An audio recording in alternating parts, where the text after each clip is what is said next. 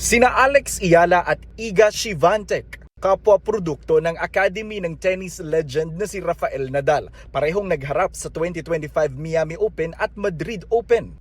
At kagabi, sa makasaysayang center court ng Wimbledon sa Britanya, nagtuos ang tennis sensation ng Pilipinas at ang defending champ ng torneo sa round of 32. Tumagal ng halos 1.5 oras ang set 1. Sa isang punto, nag-tie sila kaya nagkaroon ng tie-break game. Si Eala halos sumisid sa grass court sa isang punto para maisalba ang bola. Si Eala nakakuha ng set 1 ng laro matapos ang kanyang 2-point lead laban sa Pride ng Poland. Naipanalo rin ni Eala ang set 2 sa score na 6-2. Umukit ng kasaysayan si Eala, ang kampyon noong isang taon, kanyang tinalo. Halo-halo ang emosyon ni Eala na napa-throwback sa pagsisimula ng kanyang karera mula pagkabata. Kung kailan maagang humawak ng tennis racket ang kaliweting si Alexandra. Kasama ang kanyang kuya sa bawat tennis practice.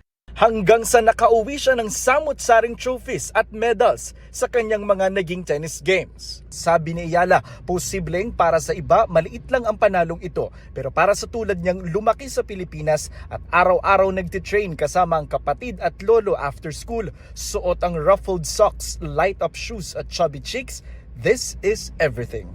Pinahanga ni Eala ang ilang alamat ng tennis gaya ni Maria Sharapova at ni Billie Jean King na tinawag sa Eala na inspirasyon. Bago ang kanyang laban kagabi, nagkaroon ng royal encounter si Alex kasama si Catherine, Princess of Wales.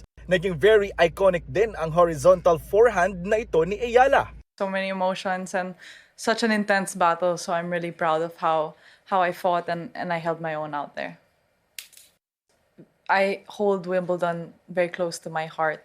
And being able to play here on center court the second year in a row, it's amazing for me to be able to do that and to have these intense moments and this level of competition, you know, in well, essentially the best stage in the world for tennis.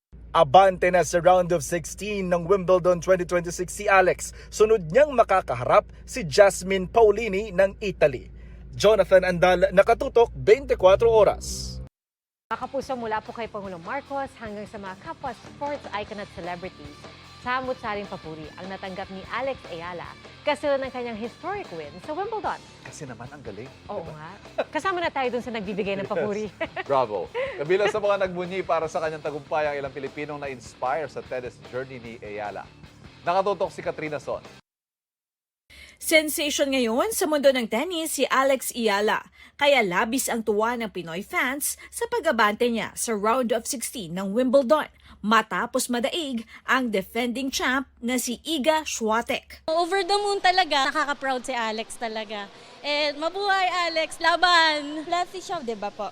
So, lefty din ako. So, parang mas nai-inspired ako. Makapigil hininga ang laban para sa mga nanood. Hindi kami makahinga. Talagang lahat kami nagtatayuan kami, pumapalak pa kami. At higit sa panalo, inspirasyon sa kanyang fans ang tennis journey ni Eala. Nakaka-inspire po na may Filipino tayo na representative sa world tennis arena. Isa din po siya naging inspiration ko kung bakit nag-start. Social na rin din po pag nakikipaglaro po sa mga friends.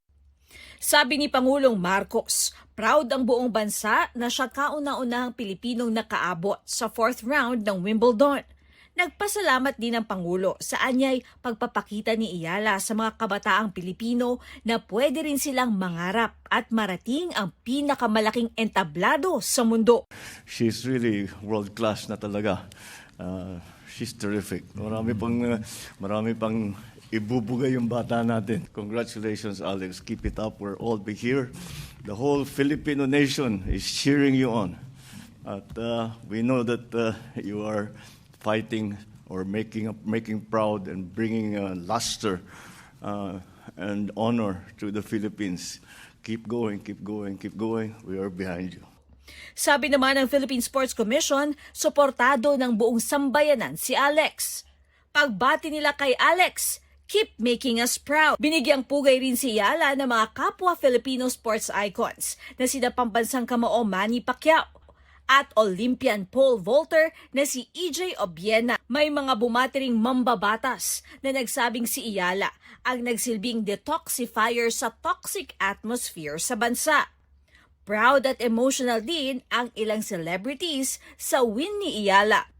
Sa pagangat ng pangalan ni Alex Iyala, may mga naiengganyong maglaro ngayon ng tennis at mag-enroll sa mga sports clinic. Ang dami po ngayong mga bata.